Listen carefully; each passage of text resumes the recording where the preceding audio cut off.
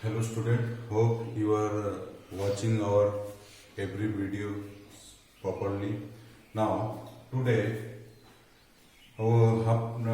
by using Gauss theorem we have to find the electrical field due to a infinitely long positively charged thin rod. This question is written over here.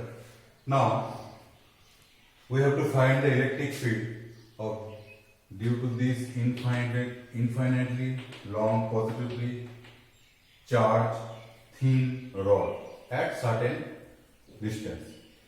Now we are considering this is the thin rod and it is positively charged, and we have to find the electric field due to this positively charged thin rod at P point at a distance of R.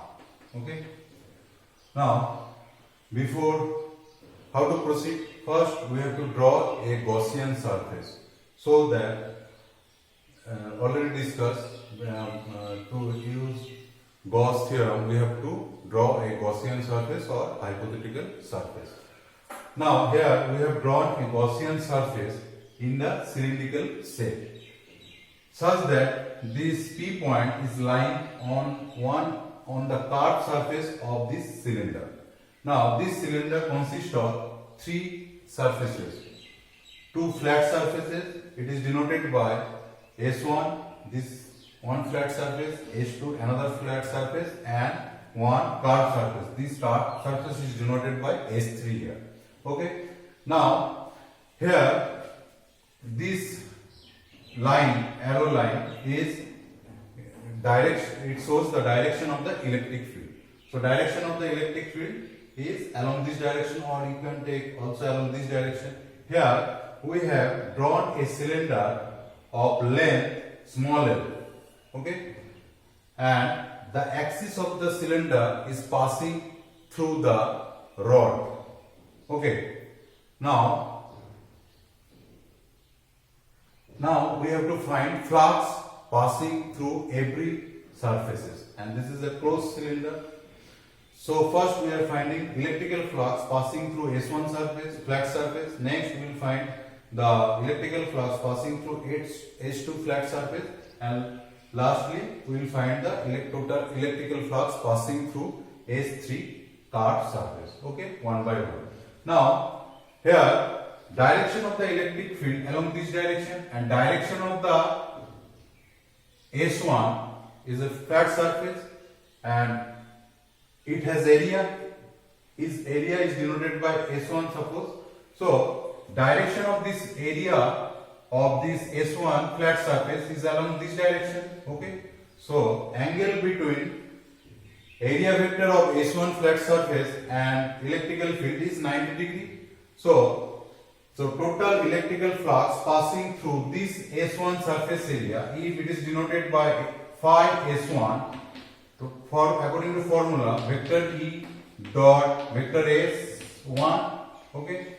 Now angle between vector E electrical field and S1 surface is 90 degree. So E is cos 90 degree, cos 90 degree equal to 0. So electrical flux passing through this S1 surface, flat surface, is 0. Similarly, we can find the electrical field passing through S2 flat surface, also 0. Because E vector E dot S2. Now angle between direction of the electric field along this direction and direction of the S2 area vector is along this direction. So angle between S2 vector, area vector, and electric field is 0. So electrical flux passing through S2 flat surface area is also 0. So total flux. Now next we have to find the electrical flux passing through this curved surface area of this cylinder whose radius is R and length is L.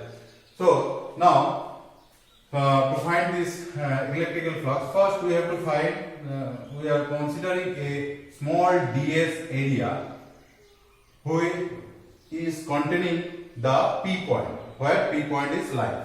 So electrical flux passing through this ds area vector is it is d phi S3. So d phi s3 equal to vector E dot ds3. Okay. So vector E, or now direction of the electrical field along this direction and direction of this area ds area vector is also along this direction, means both are parallel to each other, means angle between electrical field vector and ds3 vector is 0. So E ds3 cos 0 degree. So E ds3. Okay. Now total we have to find the total electrical flux passing through this S3 closed surface. Okay. Now, so if that electrical flux is denoted by phi S3, so this is equal to closed surface integration d phi S3. So this is equal to closed surface integration d phi S3 equal to E ds3. So phi S3 equal to, now E is the electrical vector, we can take out, it is a constant on every point of the on the curved surface, take out from the integration. So phi S3, this is S3 ds3. Now closed surface integration of ds3, this is ds3, which is equal to the total curved surface area of this cylinder whose radius is smaller and length is L. So in place of this, so phi S3 E into total curved surface area equal to, we know from the formula, 2 pi r L. So phi S3 equal to 2 pi r L into E. Okay. So total flux passing through this Gaussian closed surface is, if it is denoted by phi, then phi S3 plus phi S1 plus phi S2. Now electrical flux passing through S1 surface area and S2 flat surface area is 0. So total electrical flux passing through this closed Gaussian surface phi S3, which is equal to 2 pi r L E. Okay. Now from Gauss theorem we know that total electrical flux passing through a closed surface, outward electrical flux passing through a closed surface is 1 by epsilon naught to the total charge enclosed by that closed surface. So from Gauss theorem, phi equal to, according to formula, Q in means enclosed or inside this closed surface, total charge epsilon naught. So in place of phi we can put this value 2 pi r L E. Now QE means total charge enclosed by this Gaussian surface. How to find? Here we have to consider that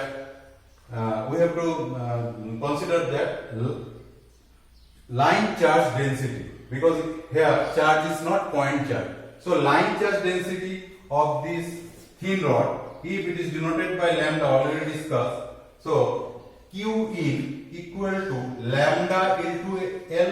Lambda means line charge density and L means total length of this cylinder. So in place of Q I in, we can write in terms of linear charge density. So epsilon naught. Now L cancel. So E equal to lambda by 2 pi epsilon naught R. This is the electrical flux, electrical field passing, electric field produced due to a positively charged infinite rod at distance R. This is the expression.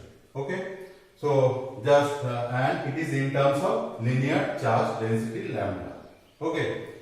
So just and from this equation we can observe that this electrical field is inversely proportional to R.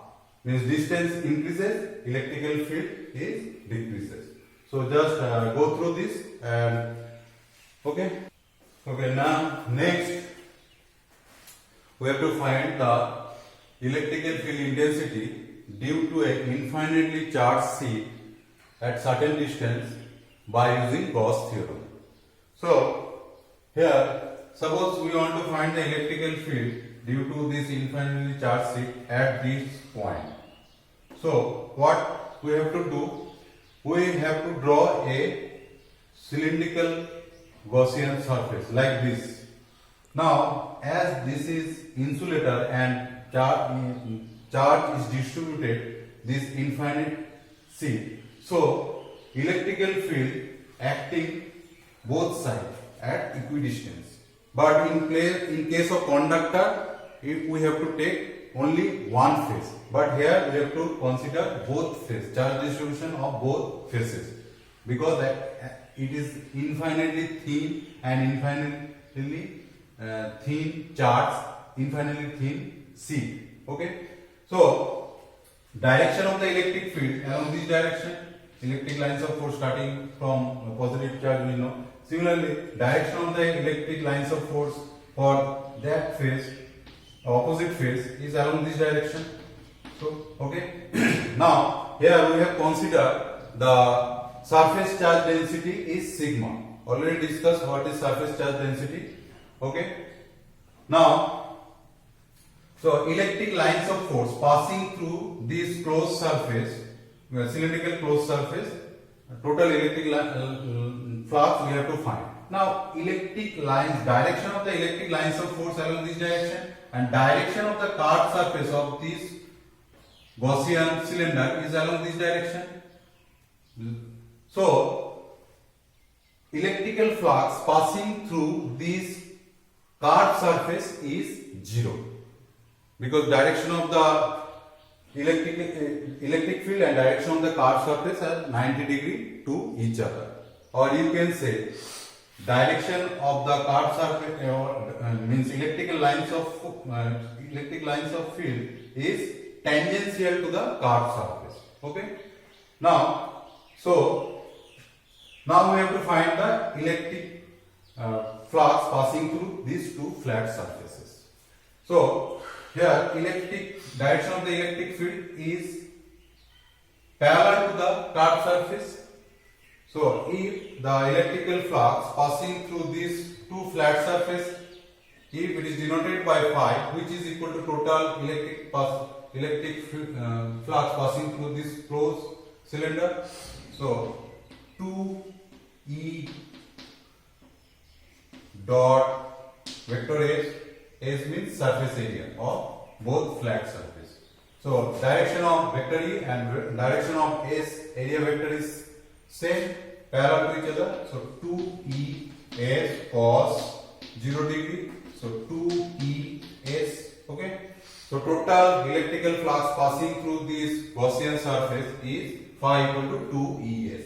Now by using Gauss theorem, phi equal to Q inside by epsilon naught means total charge enclosed by this closed Gaussian surface is denoted by Q enclosed.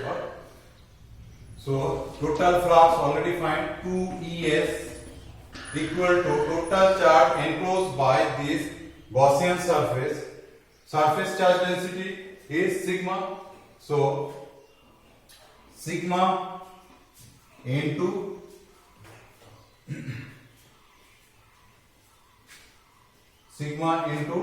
surface area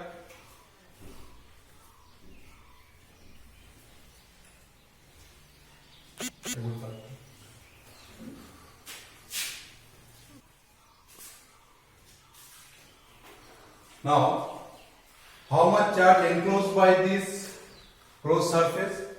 This much only. It means charge enclosed by flat surface area S. So Q in equal to, we can write in terms of surface charge density, sigma S by epsilon naught. S cancel.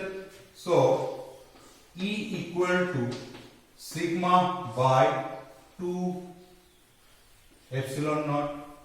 This is the expression of electrical field due to a infinitely charged sheet at any direction opposite to each other.